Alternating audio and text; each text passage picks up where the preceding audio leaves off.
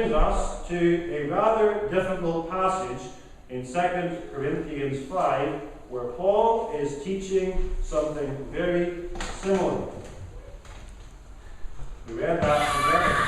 Verses 14 and 15 especially, I want to look at briefly this evening. For the love of Christ constraineth us, because we thus judge that if one died for all, then we're all dead, and that he died for all, that they which live should not henceforth live unto themselves, but unto him which died for them and rose again.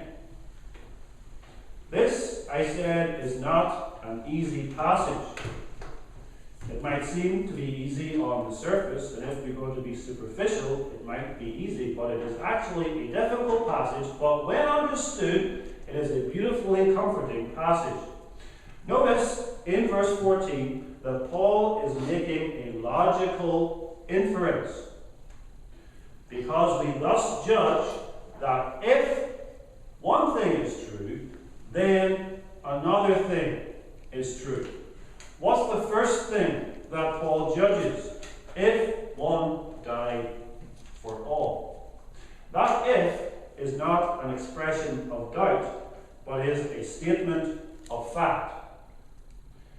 We could translate it as since. Since it is absolutely certain that one died for all. Now the one is simply the number one. Speaking of one person, the one, of course, is, according to the context, Jesus Christ himself, and the all is something we will return to presently. The point that Paul is making, and the Spirit is making through Paul, is that Jesus Christ, the one, died for the all in order to demonstrate Christ's love. That's the first half of his argument. If one died for all. The second part is, then we're all dead. Then we're all dead. And here is exactly the point where many commentators go wrong. Because they take this text to be giving a reason for Christ's death. They say it means this: Christ died for all because all were dead in sin. Or Christ died for all because all were sinners. And the idea would be that Christ's death is proof that all men are sinners, because Christ would not have died for men if they were not sinners. So the idea goes something like this: a doctor provided medicine for all because all were sick.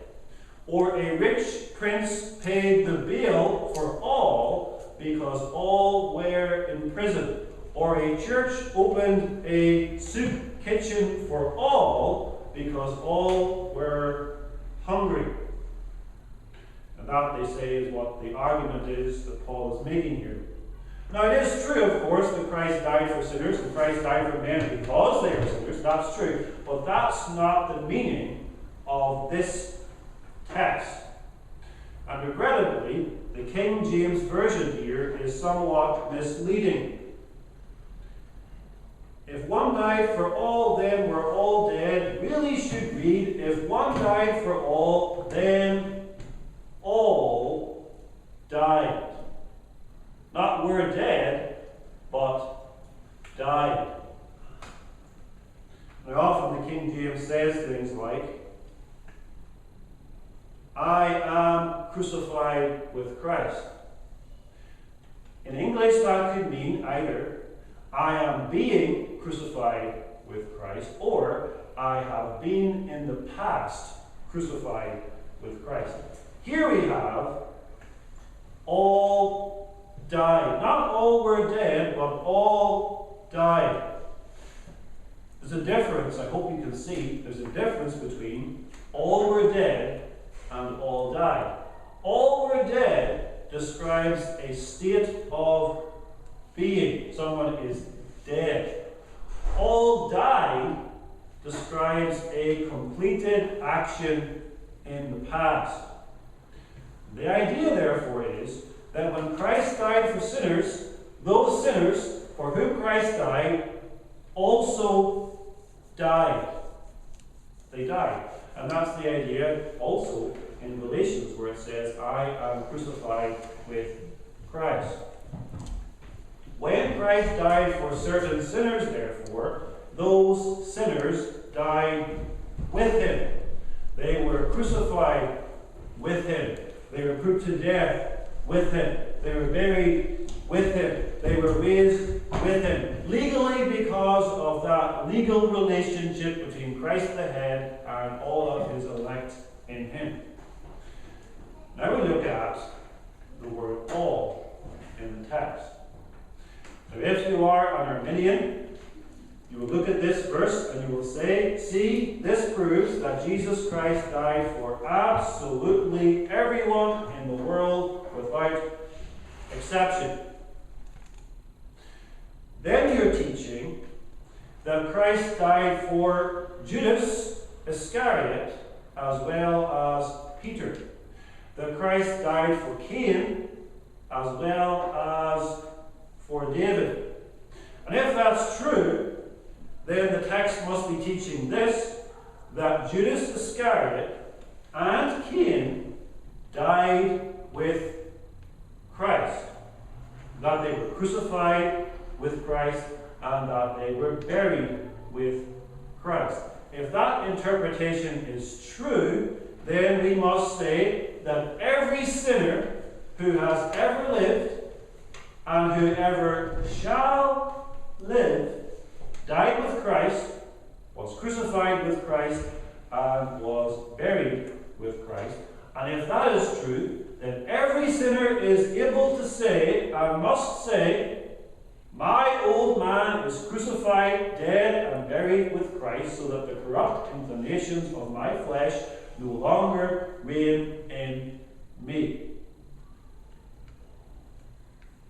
That would be the case if Paul is teaching here that Christ died for all, and the all for whom Christ died also died. Verse 14 is not teaching that Christ died for all. Literally it says in the Greek, we thus judge that since one died for all, the all died. The all. That phrase, the all, shows us that a certain group of people are meant. They are the all for whom Christ died. And they are the all who are called in verse 15 the living ones. And so the all for whom Christ died are the same as the living ones in verse 15. Hope you can follow this so far. It's not true, therefore, to say that Christ died for some who do not themselves die and who do not then live out of the power of his death. What the passage is saying is, all those for whom Christ died, died. They have died. And all those for whom Christ died, therefore, live. They live out of him. And only by a very superficial and shallow reading of the text could you come up with the understanding of the Arminians. Furthermore, there's a fruit, and that comes out of verse 15 as well. Since when Christ died for us, we died, and since Christ crucified our sinful flesh by his crucifixion, we, the all for whom Christ died, no longer live unto ourselves. And that's what Paul says in verse 15. And he died for all, that they which live, who are the same people, remember, for whom he died, should not henceforth live unto themselves, but unto him which died for them and rose again. There is a group of people, therefore, in this text for whom Christ died. And those those are the ones who live out of the power of his death, and those are the ones who no longer live unto themselves, and those are the ones who live unto him who died for them and rose again. That's the meaning of this rather difficult text. That's the purpose of the death of Christ. That's the result of the death of Christ. That's the fruit of the death of Christ. That's what the word "that" means in verse 15. And that he died for all, that, so that, with the purpose that, with the result that, with the fruit that, they which live should not henceforth live unto themselves, but unto him which died for them and rose again. The meaning is not this.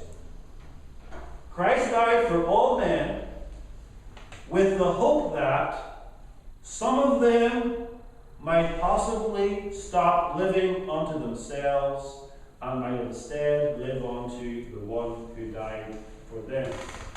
Rather, the meaning is Christ died for all, slaying the old man or putting to death the old man of that group who are called the all, so that none of them should continue to live unto themselves, but all of them should live unto Jesus Christ, who died for them and rose again.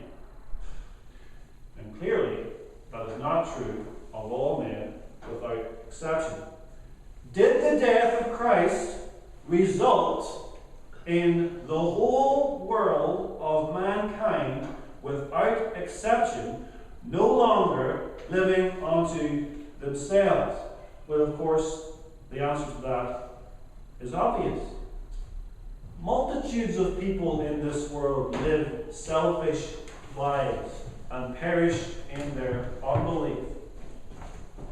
But the text is saying this: all those for whom Christ died do in fact cease living unto themselves. Why? Because Christ died for them. Why? Because they died with him, and in dying with him, their sinful flesh was crucified, put to death, and buried.